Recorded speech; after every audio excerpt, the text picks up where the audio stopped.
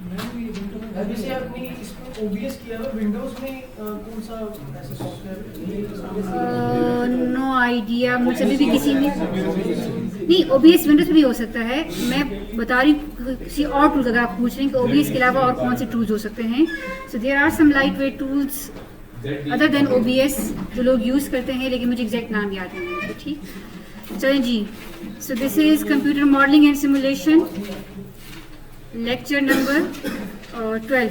Last time हमने क्या किया था? We started with constraint growth model. ठीक, पहले मुझे बताएं कि अनकंस्ट्रेंट क्या मॉडल था। What was the unconstrained model, जिसको हम माल्थुसियन मॉडल भी कहते हैं। What was the equation for the unconstrained growth model? Yes, P is equal to, that was the solution for, जो हम डिफरेंशियल, जो ग्रोथ को रिप्रेजेंट करता है।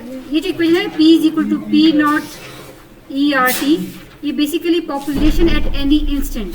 लेकिन अगर मैं ग्रोथ की बात करूं which is change in population, yes, तो that is dP by dt is equal to RP. So that is the unconstrained growth model. And why it was, बातें नहीं बेटा आपस में पीछे, and why do we call it unconstrained? Because exponentially grow करता है। और रीजन क्या है exponentially growth की? If this is time, this is population, and if this is your initial population, so it will grow exponentially. जैसे जैसे time बढ़ेगा population भी बढ़ती जाएगी। There is no cap on the upper limit of the population. और reason ये है कि ये जो R कांस्टेंट हमने एज्यूम किया था that was positive, 0.1 जो हमने एज्यूम किया था। ठीक, so if that is positive it means कि the population will grow indefinitely. But now realistically we know कि किसी भी इन्वायरमेंट में पॉपुलेशन जो है वो विदाउट एनी कंस्ट्रेंट ग्रो नहीं कर सकती। रियल इन्वायरमेंट में या तो रिसोर्सेज कम हो जाते हैं या कंपटीशन होता है या जो भी रीज़न है।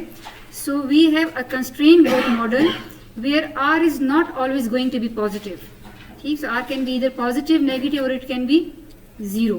तो इस आर को फिर हमने क्या किया, कंस्ट्रेंट में we basically represented it as dP by dt is equal to R1 minus R2P, where R1 is your birth fraction कह दें और R2 is your death fraction, यानी किस फ्रैक्शन से वो बर्थ और डेथ्स हो रही है। ठीक, दोबारा से अनकंस्ट्रेंट में this R is always going to be positive. Constraint में हम क्या कह रहे हैं कि this R can be positive, negative और zero, it can take on any values. So basically ये जो आर होता है इवन अनकंस्ट्रेंट में भी ग्रोथ का मतलब ये नहीं कि आपके पास सिर्फ बर्थ्स हो रही हैं, बर्थ्स भी हो रही हैं, डेथ्स भी हो रही हैं। This R is basically R1 minus R2 in unconstrained as well, where R1 is birth and R2 represents death fraction. लेकिन अनकंस्ट्रेंट में क्या होता है कि R1 is always greater than R2। ठीक, तो जब R1 R2 से हमेशा बड़ा होगा तो ये वैल्यू क्या होगी, हमेशा पॉजिटिव होगी। That's why we have unconstrained model. But now we are seeing कि नहीं, R1 हमेशा R2 से बड़ा नहीं होगा, there can be different scenarios. तो वो सिनेरियोज क्या क्या थे? सो बेसिकली हमने लास्ट लेक्चर में किया क्या था, we represented R2 which is basically death fraction as P by M of R1. R2 is equal to P by M of R1. अब इसका क्या मतलब है? So when P is less than M, if your population, initial population is less than carrying capacity, you will have which situation?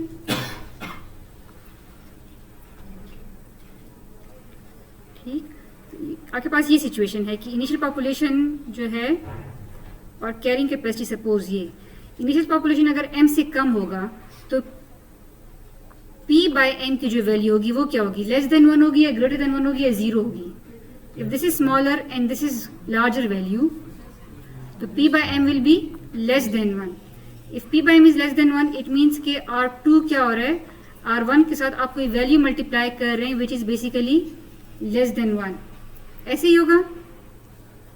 So R2 क्या हो जाएगा, if this is some value which is less than 1 and if it is multiplied with R1, so R2 क्या होगा इस case में, it will be less than R1.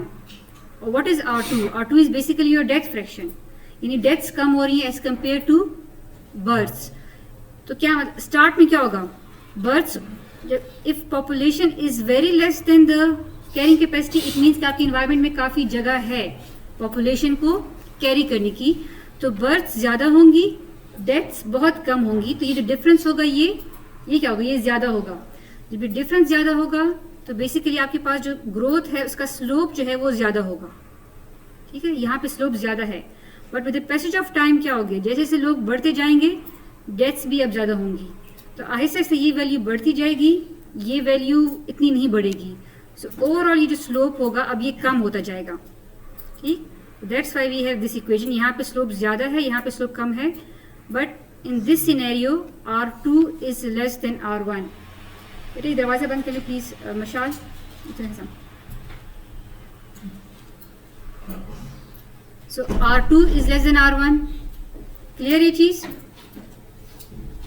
When population is less than carrying capacity, when population is less than carrying capacity, R2 will be less than R1. ठीक है ना? Deaths कम होंगी, birth ज़्यादा होंगी, आपके पास growth होगी. It means कि this equation is making sense. Clear? But what if? अच्छा, और जब P और M इक्वल हो जाएं तो क्या होगा?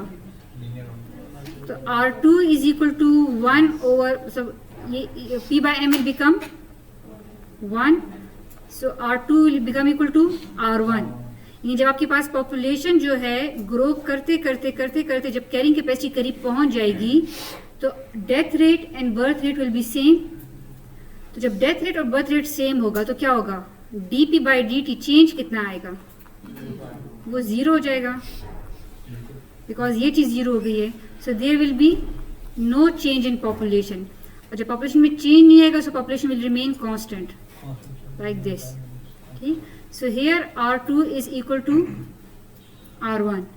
इट मीन्स कि this equation is also making sense when P is equal to M. What if P is greater than M?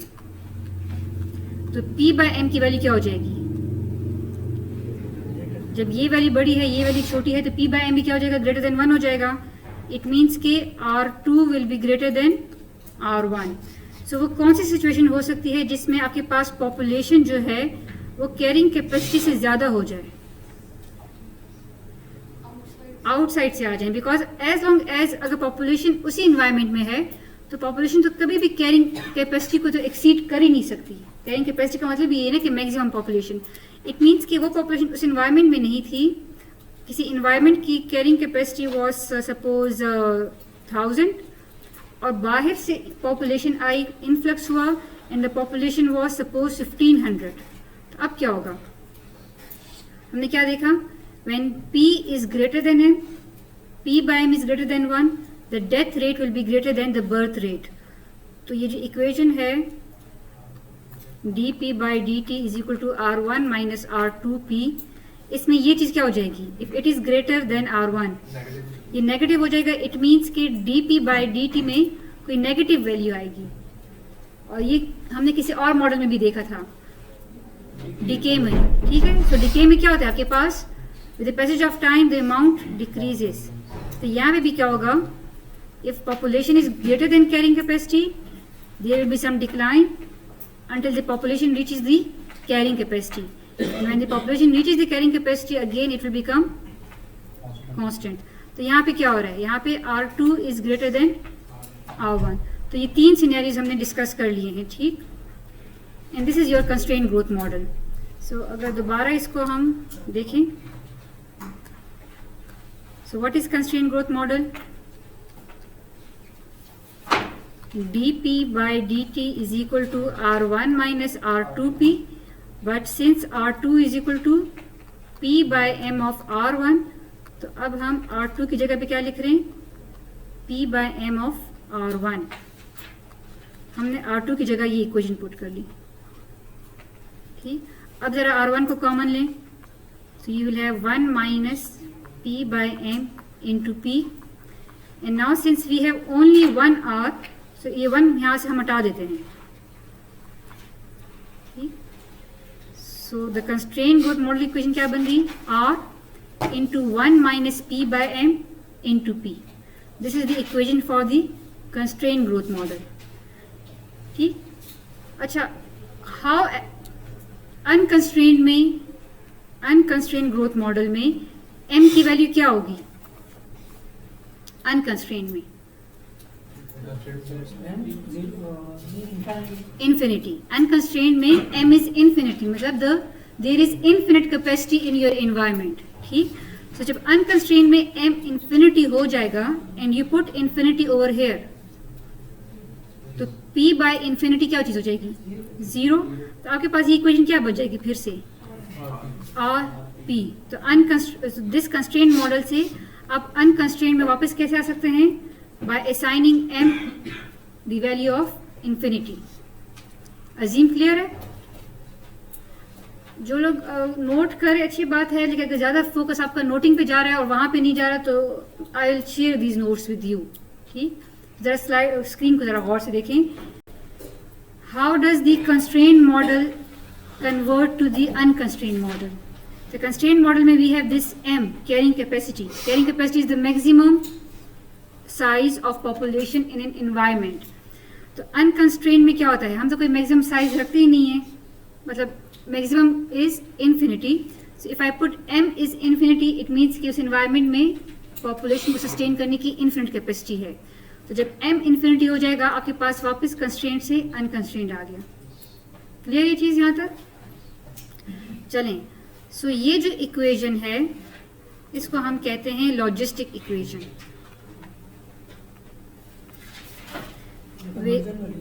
जी नहीं, वैसे जनरली जो कंस्ट्रेंट ग्रोथ मॉडल की इक्वेशन है इसको हम कह रहे हैं लॉजिस्टिक इक्वेशन. ठीक. अच्छा, ये एक डिफरेंशियल इक्वेशन है. Why is a differential equation? Because यहाँ पे हम डेरिवेटिव यूज कर रहे हैं. अगर इस d को मैं डेल्टा पीज में कन्वर्ट कर लूँ, सो नाउ इसको हम कहते हैं difference equation. This is a differential equation, this is a difference equation. और जब हम डेल्टा में कन्वर्ट करते हैं तो बेसिकली क्या हो रहा होता है, वो जो पॉपुलेशन हम कंसिडर करते हैं वो हम पिछले इंस्टेंट की पॉपुलेशन कंसिडर करते हैं. तो अब मैं p की जगह पे क्या लिख रही हूँ, p at t minus delta t, population at the previous instant. जबकि यहाँ पे p क्या है, it is population at every instant t. Differential equation में हम हर इंस्टेंट को कंसिडर करते हैं, लेकिन जब हम डेल्टाज में कन्वर्ट करते हैं तो फिर हम टाइम इंटरवल कंसिडर करते हैं. So this is the population at the previous interval step. ठीक. इसी तरह ये जो p है ये भी किस में कन्वर्ट हो जाएगा, p एट प्रीवियस इंस्टेंट. सो इस डेल्टा p को जस्ट अगर मैं डेल्टा t को यहाँ पे ले आऊँ, so it will become r multiply delta t multiply this equation.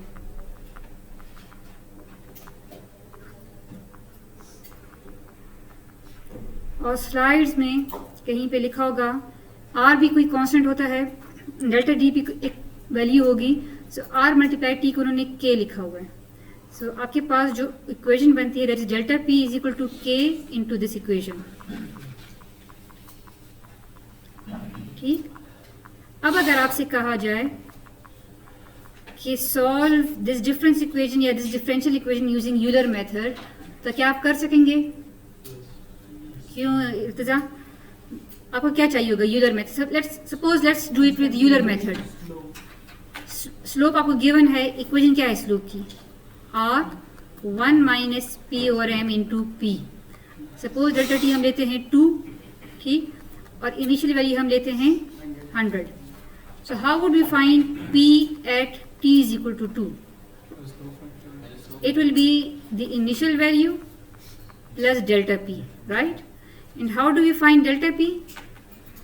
Delta p is basically always slope multiply delta t. So what is slope here? Slope हम पिछले पॉइंट पे लेते हैं ना, slope at t is equal to 0. So slope at t is equal to 0 will be this equation where p की value क्या होगी, जो t is equal to 0 पे थी. ऐसे हो जाएगा ये. यहाँ पे 100 पुट कर लेंगे, यहाँ पे 100 पुट कर लेंगे, m आपको गिवन होगा, इट्स अ कांस्टेंट कि एक इन्वायरमेंट की कैरिंग कैपेसिटी सपोज 1000 है, 10,000 है, ये आपको गिवन होगा, ये आपको गिवन होगा, m मालूम। अच्छा, अब उस सवाल पे चल जाए, इतना आप लोग सवाल को करते हैं, आज को जरा देख लेते हैं यहाँ पे, ताकि इस मामले को किसी और पेज पे ले जाते हैं। 1 मिनट, मुझे बताएं, मैंने आपको क्लास में कहा था कि c की वैल्यू फाइंड आउट करने के लिए हमेशा हम क्या यूज करते हैं, इनिशियल कंडीशन। याद है ये चीज? अगर हम यहाँ पे भी पहुंचे थे ना, CERT, तो हमने c की वैल्यू 100 क्यों निकाली थी? Because at t is equal to 0 the population was 100। तो आपने क्या कहा था? इस तरह किया था, at t is equal to 0 population is 100, c is equal to 100। अगर ये काम हम अनकंस्ट्रेंट में कर सकते हैं, तो ये काम क्या हम उस इक्वेशन में नहीं कर सकते थे? और वो इक्वेशन क्या थी? एनालिटिकल सोल्यूशन गिवन था, साथ मैंने लिखा हुआ नहीं था कि this is analytical solution, but analytical solution always gives you the exact value at any instant. तो वो इक्वेशन क्या थी? That was t is equal to ts plus ce minus kt। अब c की वैल्यू के लिए आप लोग क्या पुट करते हैं इसमें? t इज इक्वल टू 0 पे जो वैल्यू थी, t इज इक्वल टू 0 पे मैंने क्या लिखा हुआ था कि the water is initially at, water था या कोई भी चीज़ थी, at 6 degree centigrade. It means के t temperature at t is equal to 0 is 6। तो ये 6 है, Ts को मैंने कहा था सराउंडिंग का टेम्परेचर है, विच विल रिमेन सेम 25। और जब ये k की वैल्यू फिलहाल हमें नहीं मालूम, t को जब 0 पुट करेंगे तो ये चीज़ 0 हो जाएगी, e रेज़ पावर 0 इज 0, यहाँ तक ठीक है। So c is equal to minus 90। फिर मैंने आपको सेक्शन बी को तो मैंने स्पेसिफिकली कहा था, हालांकि सेक्शन ए से कहा भी नहीं, कि आपको एडिशनल इंफॉर्मेशन दी जाएगी to find out the value of all the constants. And what was that additional information? After 1 hour the temperature of the water will be 20 degree centigrade. तो अब जब c आपको मालूम है और ts आपको मालूम है, तो ये इक्वेशन बन जाएगी, this was not plus, this was minus, basically minus था आई थिंक, खैर प्लस माइनस में जो भी था, फिलहाल देखें माइनस था। तो ये हो जाएगा आपके पास 19e माइनस kt। c की वैल्यू डाल दी, ts की वैल्यू डाल दी, k की वैल्यू फाइंड आउट करनी है। तो अब अगर मैं t की वैल्यू 1 पुट करूं, after 1 hour the temperature is 20, so 20 is equal to 25 plus 19e minus k। अब यहाँ से k की वैल्यू निकाल सकते हैं, ठीक, दैट्स इट। सेकेंड स्टेप के लिए जूम की है तो इट्स ओके, यूलर मेथड का आपको मार्क्स मिल जाएंगे, लेकिन इस फर्स्ट स्टेप में आपके 1.5 मार्क्स सी के थे, 1.5 मार्क्स के थे, 3 मार्क्स थे। सी तक किए तो 1.5 पहले पार्ट के मार्क्स मिल गए। यूलर मेथड के लिए अगर आपने के खुद से जूम किया इट्स ओके, सी भी खुद से जूम किया इट्स ओके, यूलर मेथड के अलग से मार्क्स हैं, ठीक। तो समर हो सकता है मैंने डायरेक्ट एम की वैल्यू ना दी हो, लेकिन एडिशनल इन्फॉर्मेशन को जरा पढ़ लिया करें। मतलब यहाँ पे वो लाइन मैंने किस लिए दी थी फिर, ठीक। इट्स ओके, बंदा कंफ्यूज हो जाता है, लेकिन हमेशा टाइम को देखा करें। If you think it's taking too much time, move to the next question. अच्छा जी, सो वी वर यहाँ पे, अच्छा जब हम स्लो फाइंड आउट कर लेंगे तो फिर तो हम कर सकते हैं, डेल्टा पी फाइंड आउट कर सकते हैं। So you can easily solve this differential equation using Euler method, RK2 method and RK4। तो जो आपका थर्सडे को क्विज है, you may be asked to solve this equation और अ सिमिलर इक्वेशन, ठीक। अभी मैंने किया ना, अभी मैंने क्या किया, P at T is equal to 2 is equal to previous plus delta P। Delta P में स्लोप की इक्वेशन सिर्फ चेंज हो गई है। आपने एग्जाम में भी क्या करना था, वो जो इक्वेशन थी सिर्फ उसमें वैल्यूज पुट करनी थी। इक्वेशन क्या थी आपके पास, इक्वेशन क्या थी आपके पास, dt by dt was equal to okay that was minus k ts minus t, something like that. तो आपने करना क्या था, स्लोप फाइंड आउट करते वक्त आपने इसमें वैल्यूज पुट करनी थी। इनिशियल वैल्यू t की पुट करते, अगर आप t इज इक्वल टू 0 पे स्लोप निकालते, t की इनिशियल वैल्यू क्या थी 6, ts वाज 25 कि आप खुद से ज्यूम कर लेते। जब आपको स्लोप पता चल गया है तो फिर तो बाकी स्टेप सारे वही थे जी। ये जो डेल्टा p जो हम इस इक्वेशन के लिए ऊपर इक्वेशन बनाई है, कौन सी वाली, ये मैम थोड़ा स्क्रॉल कीजिए।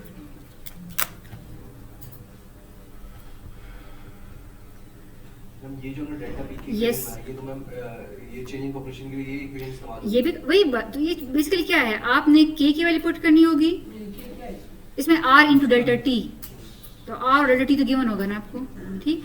तो वही डेल्टा टी है, वही r है, वही पॉपुलेशन एट प्रीवियस इंस्टेंट है, ठीक। चलें, p at t is equal to 2 will be p at t is equal to 0 plus change in p. Change in p will be slope at previous point multiply delta t. Slope के लिए आप क्या करेंगे, इस equation को use करें तो पुराने इस इक्वेशन को भी यूज कर सकते हैं। बेसिकली हम जब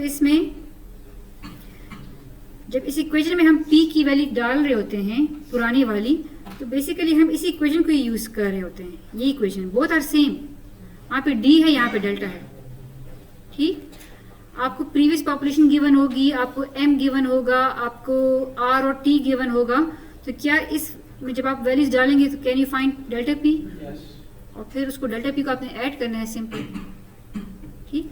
अगर मैं आपसे कहूँगी RK2 से करेंगे, RK2 से क्या करेंगे, पहले डेल्टा p फाइंड करके ऐड करके दोबारा जब उस पर स्लोप फाइंड आउट करेंगे तो स्लोप की इस इक्वेशन में आप p की फिर दूसरी वैल्यू डालेंगे। स्टेप सारे वही हैं। दिलावर, डिफरेंशियल इक्वेशन चेंज होने से सिर्फ स्लोप कैसे निकालते हैं उसकी इक्वेशन चेंज होती है, बाकी स्टेप सेम रहते हैं।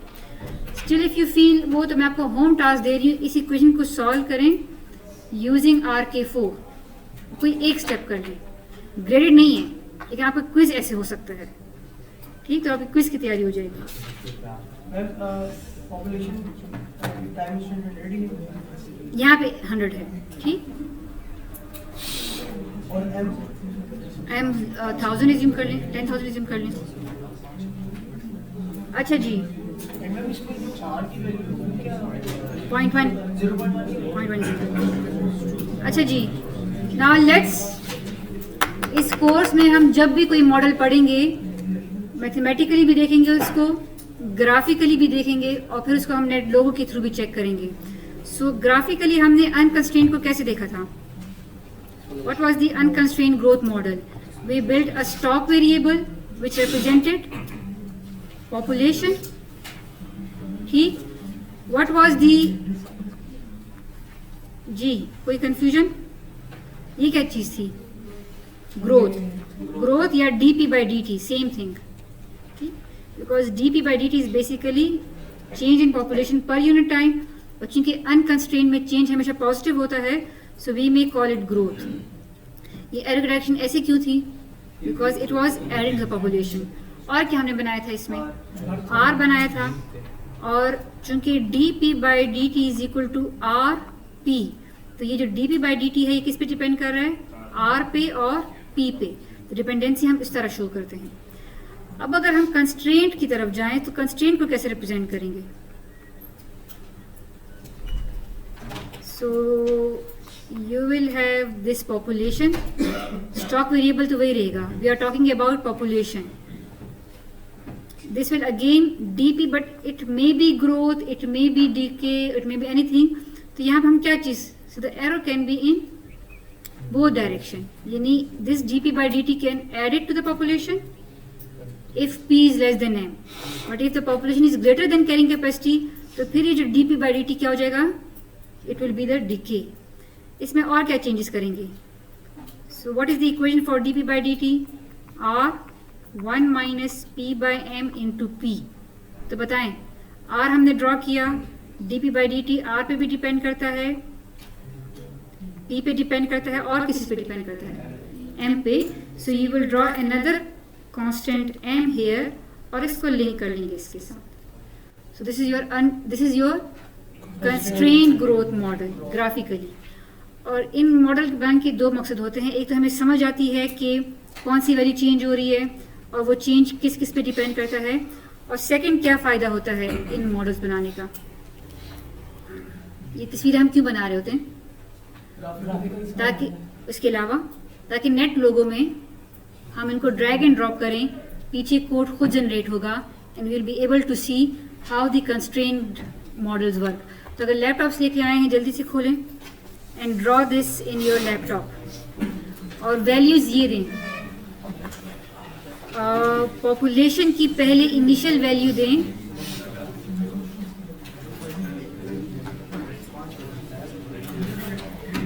आपने दो सिनेरियो को मॉडल करना है।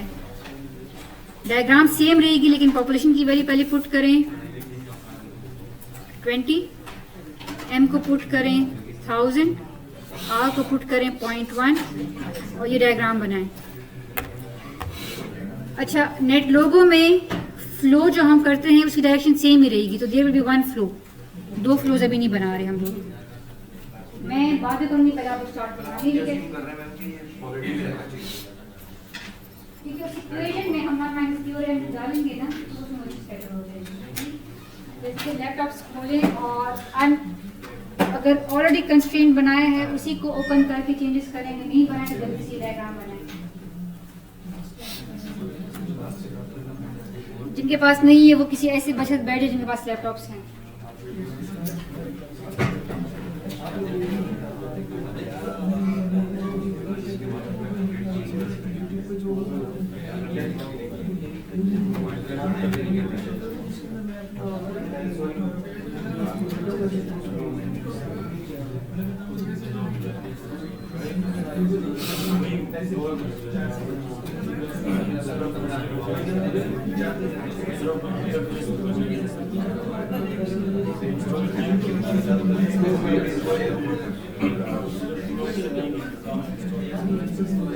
Within 5 minutes करें आप।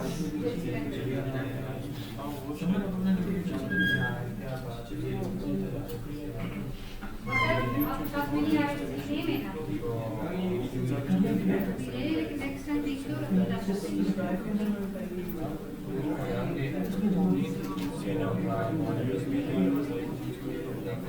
मैं वो देख लूँगी, अगर आपको हो रहा है तो अगेन अपलोड करके देखें या खुद अभी डिस्कस किया आप दोबारा से अपलोड करें।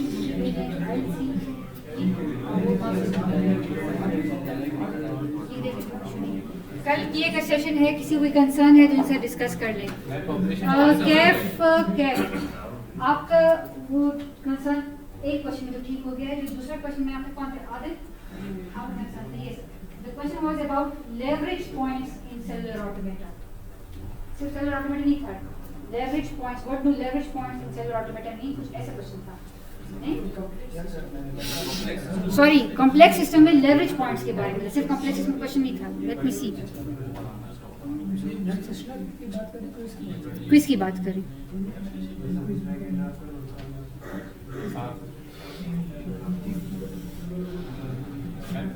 जी जी चले, हो गया। वैल्यूज ये है हमारे पास, P को 2 पुट करें इनिशियल, M को 20, sorry initial population is 20, M is 1000। सूज में जाएं, सूज में system then M smaller and equal इसमें स्टार्ट हम कहां से करते हैं सिस्टम। इसका फॉर्मूला क्या है? अब फॉर्मूला चेंज है, इसका नाम इसका ग्रोथ रखते हैं या कुछ भी रखिए। फॉर्मूला इसका रखिए R into 1 minus P by चले, जिनको डिफिकल्टी हो रही है यहाँ पे देखें।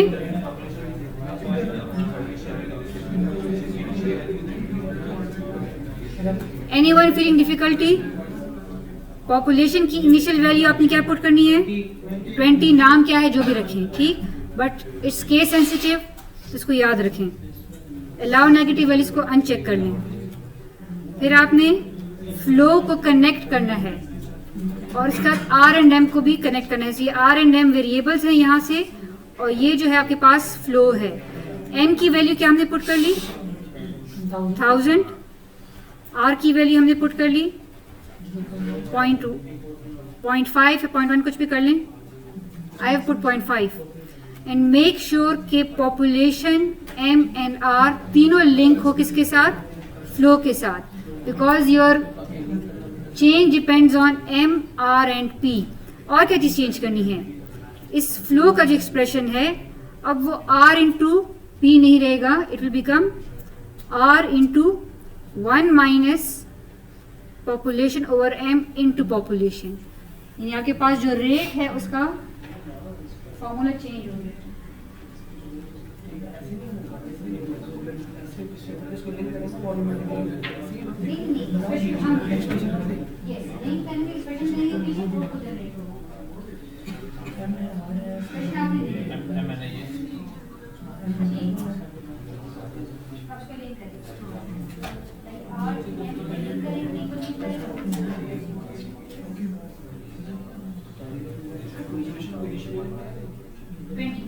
Initially the population is less than the carrying capacity. M की value 1000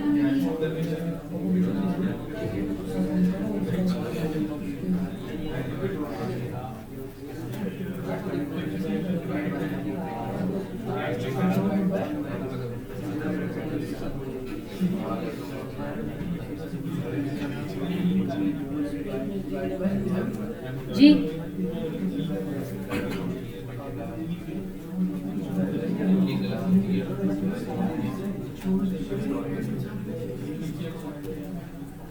जी आइस हो गया।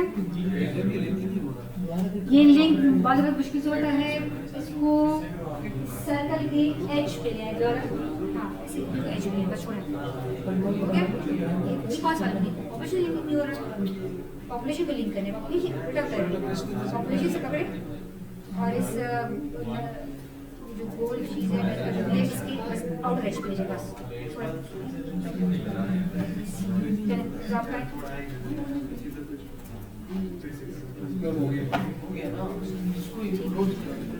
और अब एक्सप्रेशन चेंज करें। सबका कनेक्ट हो गया जी खुशहाल।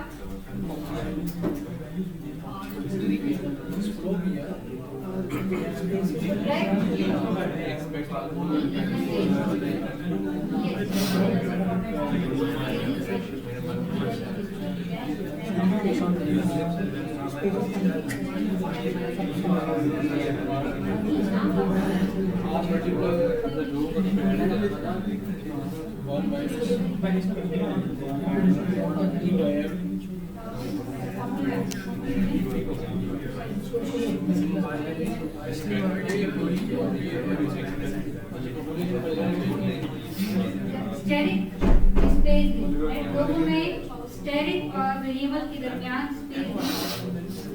n की 1000 है r 1.5 मतलब ये हुआ मैंने यहाँ प्रैक्टिस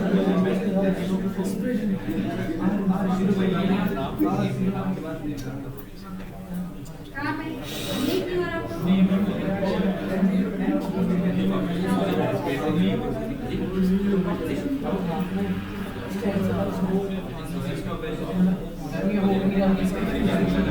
कनेक्ट नहीं हो रहा, लिंक नहीं हो रहा, लिंक नहीं हो रहा।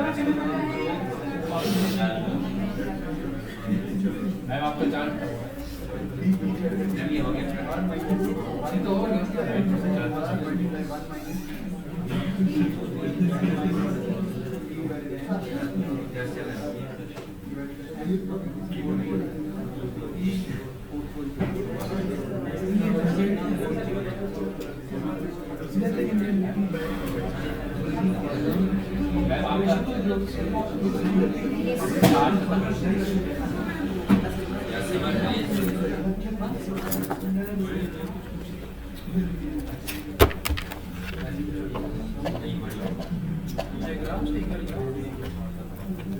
ये तो आप लोग कंस्ट्रेन अनकंस्ट्रेन में भी हमने ये काम किया था, but just you have to add m और फार्मूला चेंज करना है।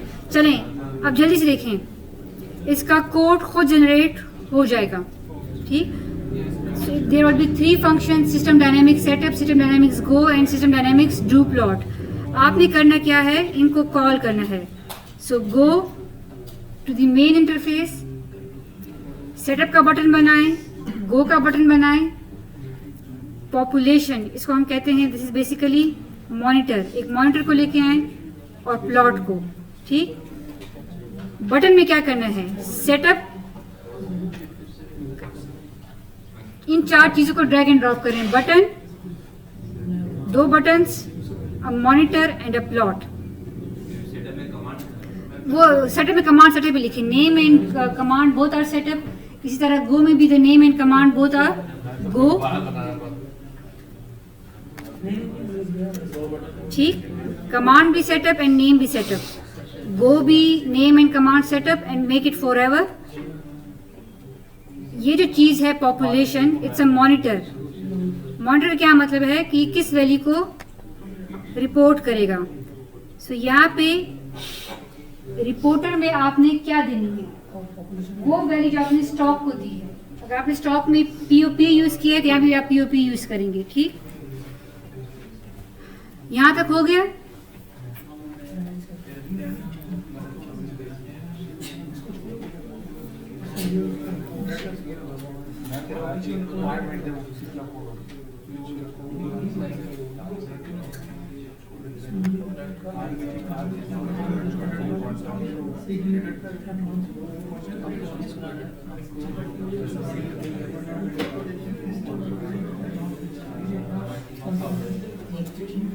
आप लोग मैंने अनकंस्ट्रेंट की ये फाइल शेयर नहीं की थी,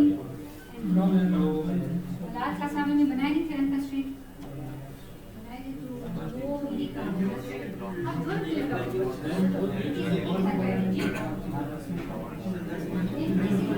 यहाँ पे 3 लैपटॉप जी ये ग्राफ में बाल बात है। पहले आप सेटअप का बटन बना लिया थे, गो का button, what is this population, it's a monitor. ठीक, जो कि किस वैल्यू को रिपोर्ट करेगा, कैफ। ये किस को रिपोर्ट करेगा, जो आपने स्टॉक वेरिएबल को जो नाम रखा होगा वो यहाँ पे रखेंगे। Basically it will show us the value of population at any instant. ठीक, यहाँ तक सब पहुंचे नहीं पहुंचे? सॉरी, सेटअप ही डालें, SETUP, name and command both should be set up. ठीक,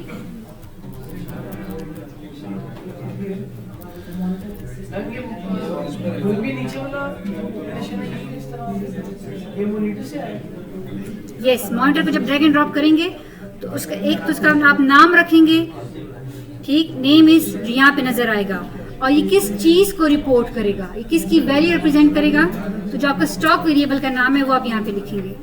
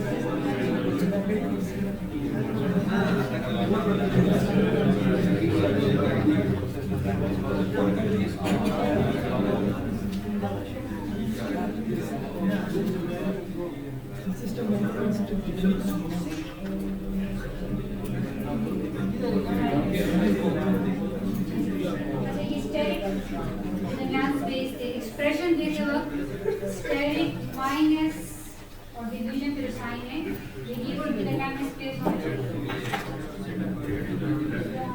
वही हम सबका मोडिंग है ना, डिफाइन क्या रहेगा, मतलब डिफाइन करेंगे।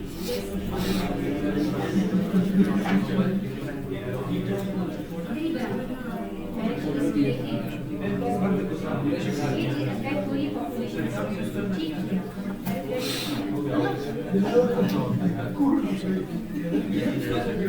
जी, अभी हमने सेटअप का बारे डिफाइन करना है। इधर वो रेड नजर आ रहा होगा। यस, बिकॉज़ राइट करें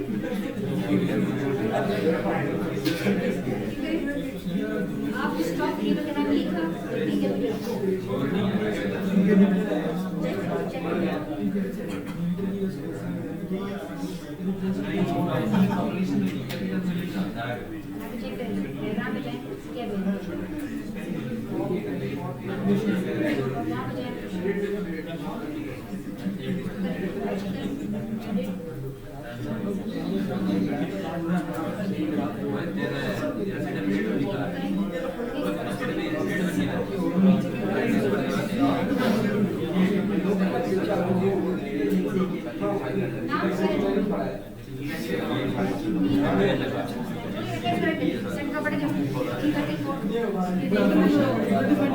चले जी.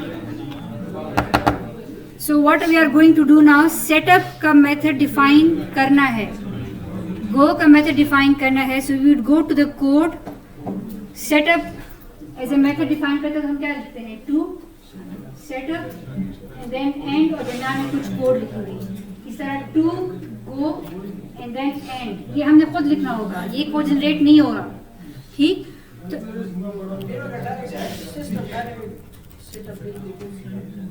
अच्छा किसी बटन पे कमांड में, यस, बिकॉज आप कह रहे हैं उसको कि जब ये बटन प्रेस हो तो सिस्टम डायनामिक सेटअप को कॉल करें, लेकिन गो में फिर आपको और बहुत सारे काम करने पड़ेंगे, तो फिर वहां पे आप कमांड नहीं दे सकेंगे. ठीक, चलिए यहाँ पे देखें सेटअप के अंदर हम क्या लिख रहे हैं, CA. CA means clear all, screen को क्लियर करो और फिर किसको कॉल करो, सिस्टम डायनामिक सेटअप. तो जब आप इस बटन पे क्लिक करेंगे ये मेथड कॉल होगा और ये मेथड किसको कॉल करेगा, system dynamic setup. And where is system dynamic setup, आपने जो ये डायग्राम बनाई है इसके पीछे ये कोड खुद ब खुद जनरेट होगा.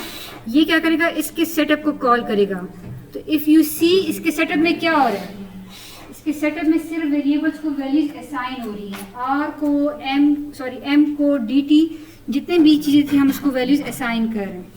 तो जब भी बटन प्रेस होगा इन वेरिएबल्स को वैल्यूज मिल जाएंगी. गो में हम क्या करना चाहते हैं, गो में we want to call the system dynamics go. So where is system dynamics go, system dynamics go भी आपके पास यहाँ पे डिफाइन हुआ है. और ये सिस्टम डायनामिक्स गो क्या कर रहा है, ये यूलर मेथड के थ्रू नेक्स्ट स्टेप पे पॉपुलेशन को डिटरमिन कर रहा है. ठीक, अगर आप कोड को देखें तो इसमें यूलर मेथड ही अप्लाई हुआ है, हम उसको कॉल कर रहे हैं. और उसके बाद सेट करंट प्लॉट, यहाँ पे आपने जो प्लॉट को जो नाम दिया होगा, नेम, डिस्प्ले नेम, वो लिखें. And then call the system dynamics do plot.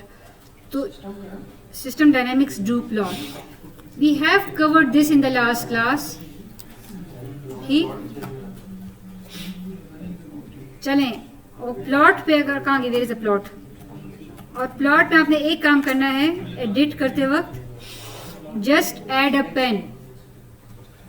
Bye default आपको डिफॉल्ट नजर आएगा, इसमें एक पेन को ऐड करें, ऐड पेन करके, और उसका नाम वो रखें जो कि आपके स्टॉक वेरिएबल का है. अगर आपने स्टॉक वेरिएबल का नाम POP लिखा हुआ है तो इधर भी आप पेन को ऐड करेंगे विद द नेम POP. अगर विद कैपिटल P आपने पॉपुलेशन लिखा है, यहाँ पेन को ऐड करें, तो पेन यहाँ से ऐड करना है. पहली चीज है कि आप उस प्लॉट में किन किन चीजों को प्लॉट करना चाहते हैं. If you want to plot multiple things, तो हर चीज के लिए आप एक पेन को ऐड करेंगे. ठीक, और पॉपुलेशन को एज ए पेन ऐड करने का क्या मतलब है कि आप किस पॉपुलेशन को प्लॉट करेंगे. चलें, जिनको इश्यूज हो रहे हैं I will share this file with them. ये जो फाइल नेट होगी, जी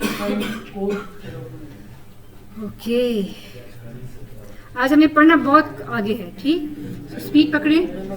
कंपटीशन पढ़ना है और प्रीडेटर प्रे पढ़ना है, दो मॉडल मजीद पढ़ने हैं. इसको जल्दी अभी पढ़ना है. ठीक, ये करें. नहीं काम कर रहा, just have a look at this. यहाँ पे देखें, सेटअप का बटन जब हम प्रेस करेंगे तो क्या होना चाहिए, इनिशियल पॉपुलेशन क्या है, हमने 20 रखी है. Initial population is 20, carrying capacity is 1000. Setup किया, इनिशियल पॉपुलेशन इज 20. गो में क्या होगा, if this is go for ever, तो ये हर टाइम स्टेप पे पॉपुलेशन को फाइंड करेगा. सो थोड़ी सी स्पीड स्लो करें ताकि यू कैन सी. प्रेस गो, नहीं यहाँ पे स्पीड अभी भी तेज है.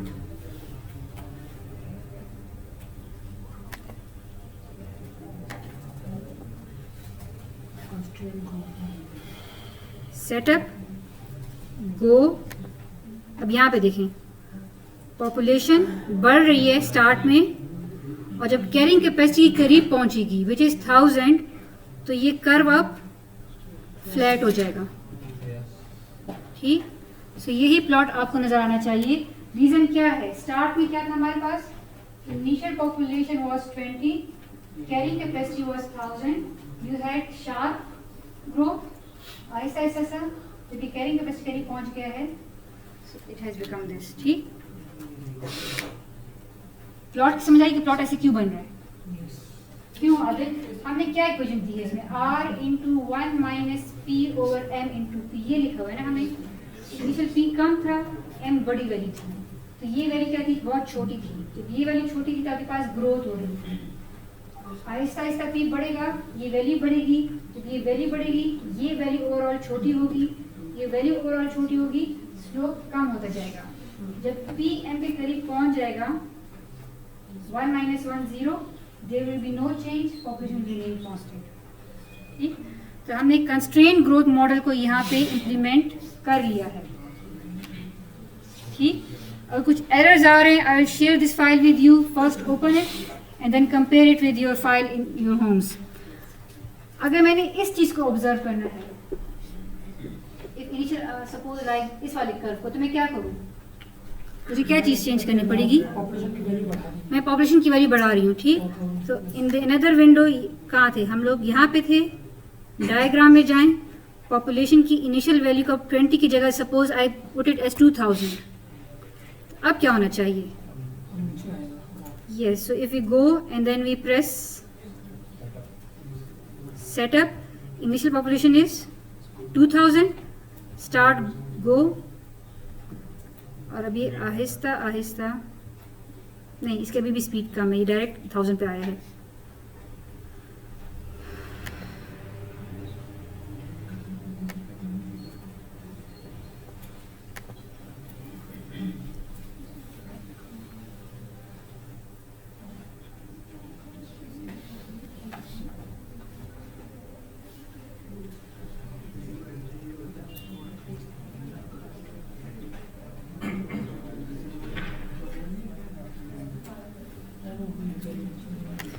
यू कैन, इसमें dt की वैल्यू को हमने क्या रखा हुआ है, dt की वैल्यू को चेंज करके देखें,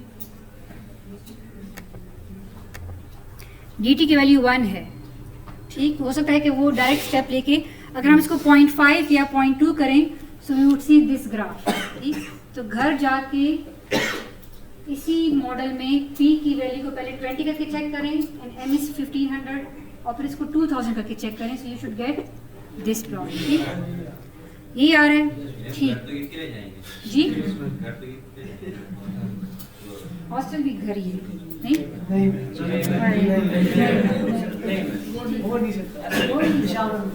but once I assure you after 4 years you will leave the hostel, so you would feel sad, नहीं? चले, अच्छा सॉरी 2 साल दिल पे ना समझ। So next topic we are going to start is, हमने यहाँ पे जेनेरिकली पढ़ लिया कि कंस्ट्रेंट ग्रोथ मॉडल है, कंस्ट्रेंट्स हैं, but what are those constraints. ऐसी क्या सिचुएशन हो सकती है कि एक इन्वायरमेंट में जो पॉपुलेशन है वो ग्रो नहीं कर पाती beyond a limit. So one reason can be there can be competition in the environment, and the another reason can be, जिसको हम डिस्कस करेंगे कोर्स में। कंपटीशन में क्या होता है कि दो species suppose A and B both compete for the same resource, ठीक है, कॉल इट सी सपोज, दोनों आपस में डायरेक्ट इंटरेक्शन नहीं है, लेकिन दोनों एक ही रिसोर्स को यूज करेंगे, तो क्या होगा, सपोज अगर ए की पॉपुलेशन बढ़ती है, if A is increasing in size, बेटा तवज्जो यहाँ पे करें स्लाइड्स पे, स्क्रीन पे, so if A increase in size, A जो है वो सी को ज़्यादा कंज्यूम करेगा, और ये सी फिर कम पड़ जाएगा किसके लिए, बी के लिए, तो ए के बढ़ने से बी कम हो जाएगा, और वाइस वर्सा, यानी एक, सो देयर इज कॉम्पिटिशन। ठीक, सो इस वजह से जो बी की पॉपुलेशन है वो इन्फिनिटली ग्रो नहीं करेगी, वन रीज़न ये हो सकता है। अनदर रीज़न कैन बी कि there can be a predator prey relationship, जिसमें अब ए और बी के दरमियान डायरेक्ट इंटरेक्शन हो रहा है. Suppose A is the predator and B is the prey. तो क्या होगा, अगर ए बहुत ज़्यादा हो जाएगा, प्रीडेटर ज़्यादा हो जाएंगे, तो वो प्रे को ज़्यादा खाने लगेंगे, प्रे कम हो जाएंगे. बट हमने देखा है, डिस्कस भी किया है कि जब प्रे बहुत कम हो गए तो फिर प्रीडेटर भी कम हो जाएंगे बिकॉज उनको खाना नहीं मिल रहा. तो जब प्रीडेटर कम होंगे तो प्रे बढ़ जाएंगे. सो इट मीन्स के पॉपुलेशन इन्फिनिटली ग्रो नहीं कर रही, ईदर ड्यू टू कॉम्पिटिशन और ड्यू टू प्रीडेटर प्रे. तो जो फर्स्ट चीज़ हम कंसिडर कर रहे हैं दैट इज कॉम्पिटिशन. ठीक. And the species that we are going to discuss is, जैसे बताएं अनकंस्ट्रेंड में हमने कौन सी स्पीशीज डिस्कस की थी, बैक्टीरिया का. कंपटीशन में हम लोग जो देख रहे हैं that is sharks. Black tip shark है and then there is a white tip shark. दोनों शार्क की स्पीशीज हैं और दोनों शायद एक किस्म की मछली खाती हों या एक किस्म की रिसोर्स यूज करते हैं. ठीक. सो अब मुझे बताएं कि एक स्पीशी के बढ़ने से दूसरे स्पीशी की डेथ्स पे डायरेक्ट फर्क पड़ेगा या उसकी बर्थ्स पे डायरेक्ट फर्क पड़ेगा. नहीं, जरा सोच समझ के आप देखिए, डायरेक्ट फर्क किससे पड़ेगा. यानी वाइट टिप शार्क बढ़ने से ब्लैक टिप शार्क की डेथ ज्यादा होंगी, उसको रिसोर्स नहीं मिल रहा. वो अलग बात कि फिर जब रिसोर्स नहीं मिल रहा, डेथ ज्यादा होंगी, पॉपुलेशन कम होगी. जब पॉपुलेशन कम होंगी तो फिर बर्थ्स भी कम होंगी. लेकिन births are being indirectly affected. Direct effect किस पे पड़ रहा है, डेथ्स पे पड़ रहा है. इसी तरह ब्लैक टिप शार्क के बढ़ने से भी वाइट टिप शार्क की डेथ्स पे इफेक्ट पड़ेगा, बर्थ्स पे इफेक्ट नहीं पड़ेगा. ठीक. अगर मैं इसको मॉडल करूं ग्राफिकली, जरा देखें तो how would I model it. So बल्कि नहीं, ग्राफिकली आप मॉडल करेंगे, मैं सिर्फ इक्वेशंस लिख रही हूँ. So suppose we have white tip को W से रिप्रेजेंट करेंगे, dW/dt. ठीक. And then we will have dB/dt. It shows the change in population of white tip shark and this shows the change in population of black tip shark. अब white tip shark को मैं यहाँ पे लिख सकती हूँ कि it is basically the birth rate of white tip shark minus the death rate of white tip shark. Can I write it like this? ठीक. ओवरऑल जो रेट चेंज होगा वो birth rate minus death rate होगा. And same is the case, the birth rate of black tip shark minus the death rate of black tip shark. ठीक. अब मुझे बताएं कि अगर हम white tip shark की बर्थ्स की बात करें, बर्थ रेट, तो वो किस पे डिपेंड करता है. हमने अनकंस्ट्रेंड में हमने क्या पढ़ा था कि population of a species depends upon its own population. ठीक. इसी तरह यहाँ पे भी वाइट टिप शार्क की जो बर्थ्स हैं वो सिर्फ और सिर्फ इसकी अपनी पॉपुलेशन पे डिपेंड करती हैं. Call it be. जो बर्थ्स हैं, यानी जितने ज्यादा ब्लैक टिप शार्क, हम किसकी बात कर रहे हैं, हम वाइट टिप शार्क की बात कर रहे हैं. तो जितनी ज्यादा वाइट टिप शार्क होंगी उतनी ज्यादा उनकी बर्थ्स होंगी. ठीक. एंड दिस प्रोपोर्शनैलिटी कांस्टेंट को अगर हम हटाएंगे तो क्या चीज बन जाएगी, RW.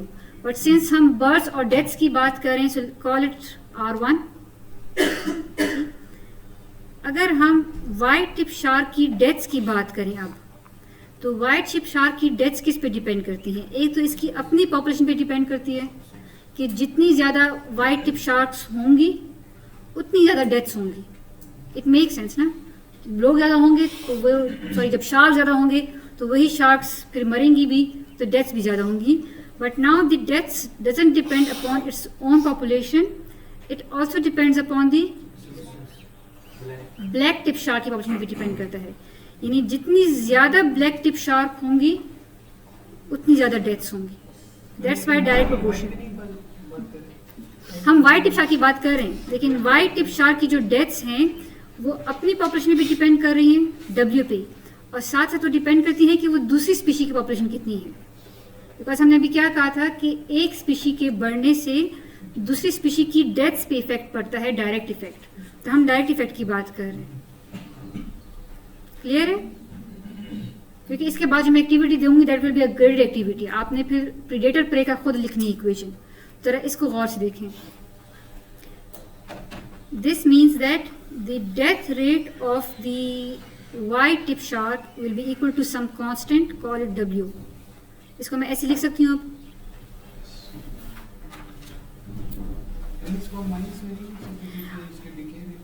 हाँ, लेकिन वो देखें ना, जब ये चीज़ बढ़ेगी तो ये चीज़ यहाँ पे आ जाएगी, यहाँ पे माइनस है ना ऑलरेडी. मैं यहाँ पे सिर्फ डेथ रेट को इंडिविजुअली देख रही हूँ कि वाइट टिप शार्क का जो डेथ रेट है, मरने की जो स्पीड है, वो किस पे डिपेंड करती है. वो ब्लैक टिप शार्क के ज़्यादा होने से ज़्यादा होगी. That's why we have direct proportionality. आपके बात ठीक है कि वो दिखे, लेकिन वो तो फिर माइनस साइन यहाँ में लगा दूँ. ठीक, क्लियर है सबको.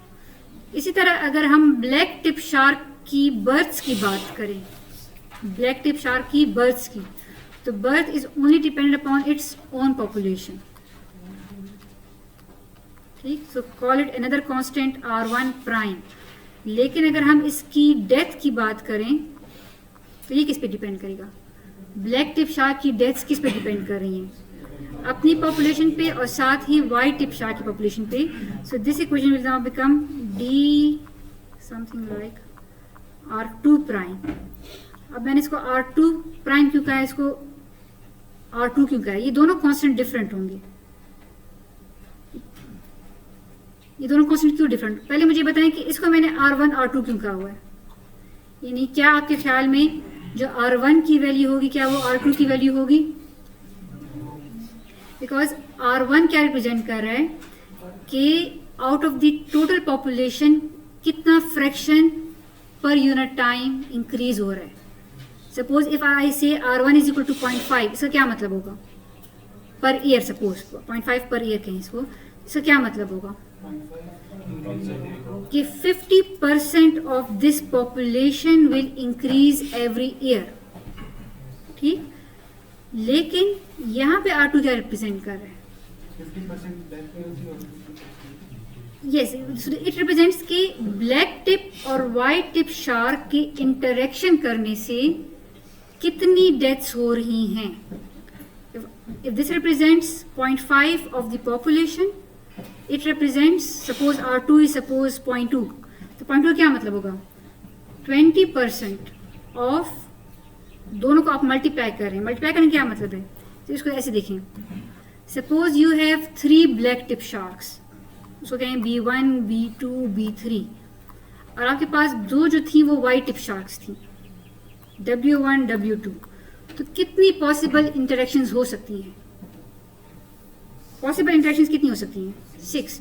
या B1, W1, अच्छा खाने का भी नहीं है, इसको ऐसे कहें कि B1, W1 दोनों एक ही रिसोर्स को यूटिलाइज कर रहे हैं. या तो B1, W1 एक रिसोर्स को यूटिलाइज कर रहे हैं, या B2, W1 यूटिलाइज कर रहे हैं, या B3, W1, या हो सकता है और क्या रह गया, B1, W2, B2, W2, B3, W2. तो कितनी पॉसिबल कॉम्बिनेशन बन सकती हैं? 6. और इन सब के नतीजे में क्या हो सकता है? डेथ हो सकती है. किसकी? दूसरी स्पीशी की. So that's why we have product over here. ठीक, क्लियर ये चीज़? अच्छा, अब मुझे ये बताएं कि ये R2 जो है इसको R1 से कम होना चाहिए या ज़्यादा होना चाहिए मैग्नीट्यूड में? सपोज अगर ये पॉइंट्स में है तो अगर ये भी पॉइंट्स में होना चाहिए, नहीं होना चाहिए, या इसको कम होना चाहिए? कांस्टेंट की वैल्यू को कम होना चाहिए R1 से या ज़्यादा होना चाहिए? कौन कह रही कम होना चाहिए? जी खुशहाल बताएं क्यों कम होना चाहिए?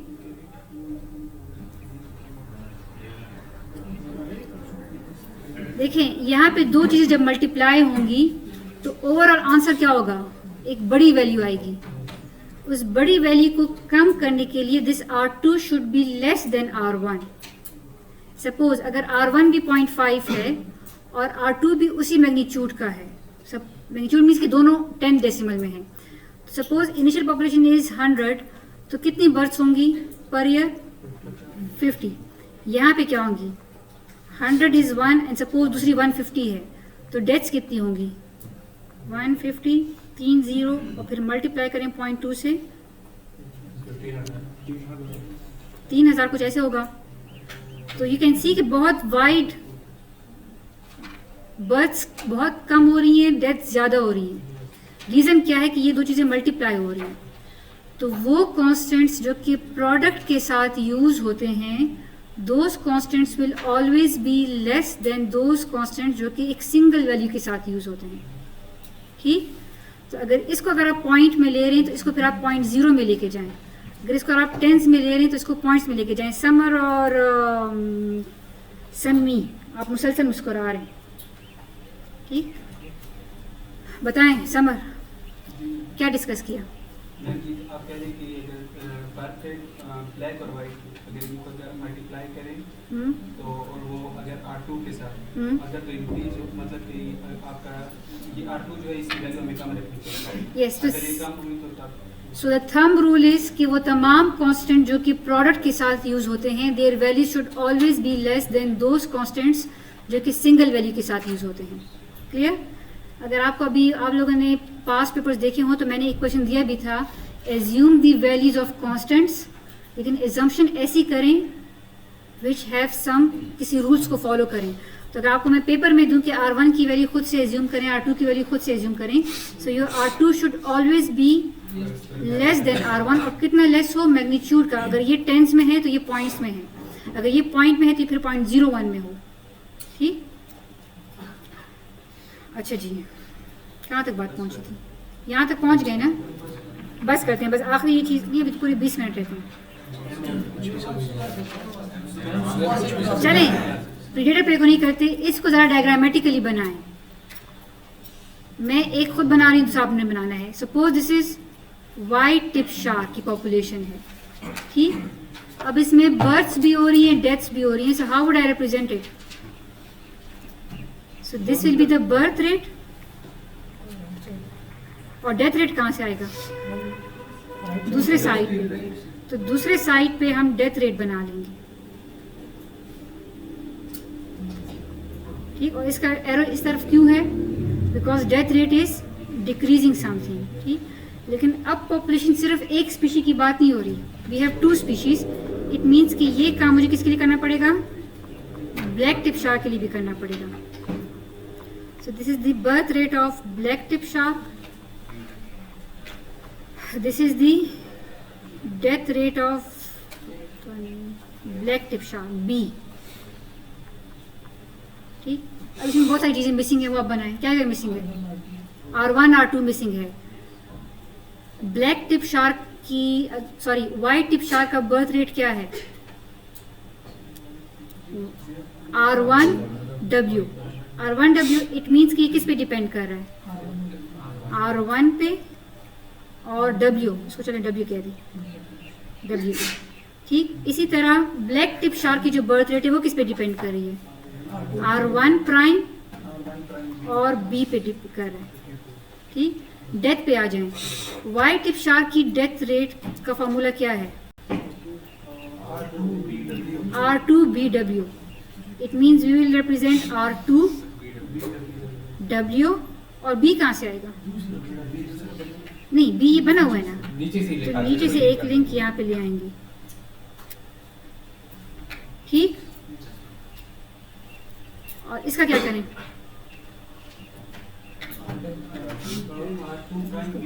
R2 B और W कहाँ से आएगा? Good. This is the graphical representation of competition. ठीक, बस अभी नहीं, सिर्फ एक चेंज आप इसमें करके दिखाएं मुझे, फिर मैं आपको इस मॉडल में हमने चेंजेस करनी है। और वो चेंजेस है कि कंपटीशन की जगह if we make it predator prey. Predator prey में क्या होता है? प्रीडेटर के बढ़ने से प्रे की बर्थ पे डायरेक्ट इफेक्ट पड़ेगा या डेथ पे?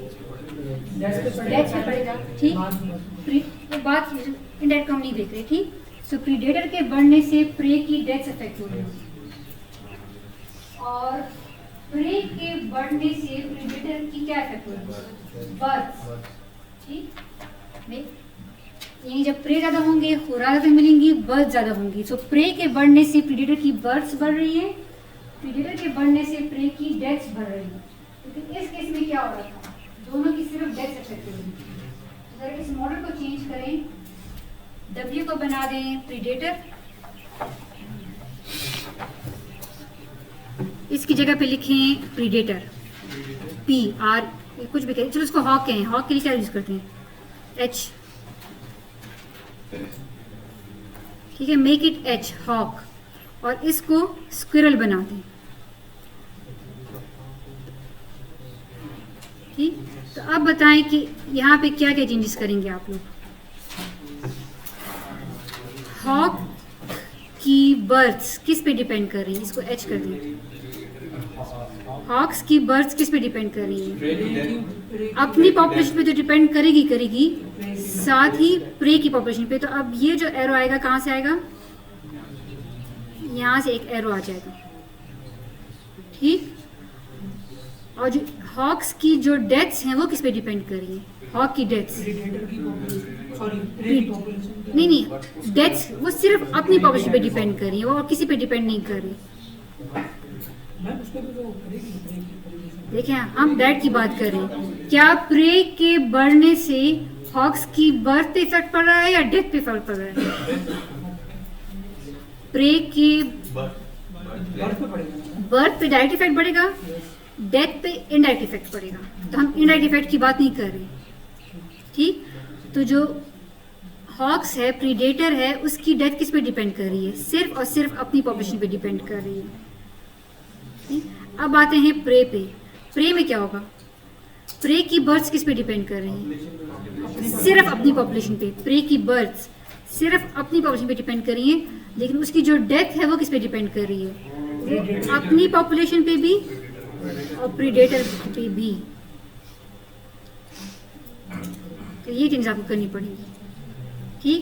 ये तो मैंने कर ली, आप जल्दी से इसकी इक्वेशंस लिखें, बस खत्म, आखिरी बात खत्म। Just write equations for the births of hawks, for the deaths of hawks, hawks HAWKS, hawks, birth of squirrel and the death of squirrel, and their hog is the predator and squirrel is the prey.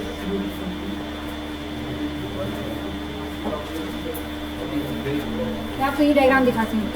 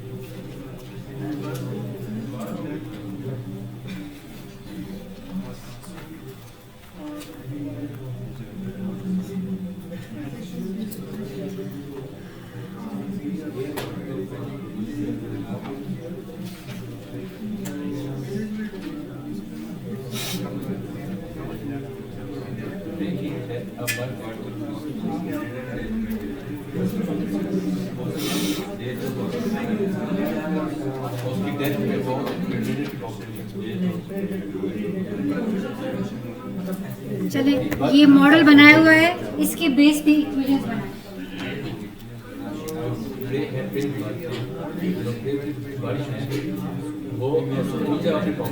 जी दिलावर आप लिखिए board पे।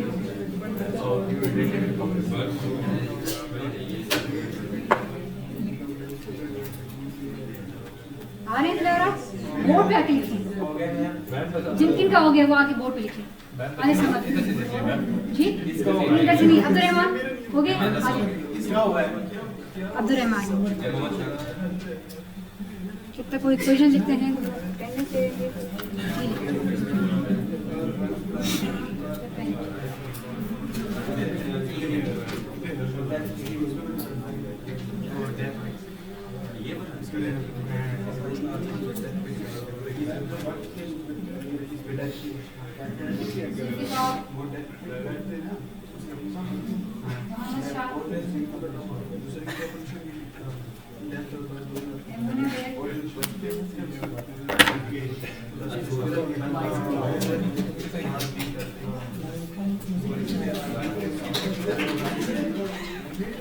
अहमद मुस्तफा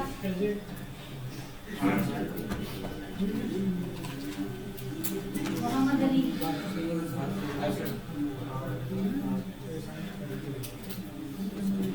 मोहम्मद अब्दुल्ला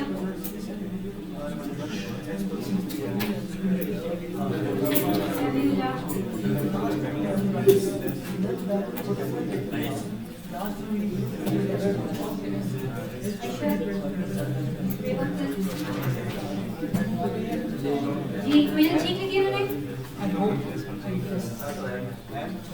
जी जी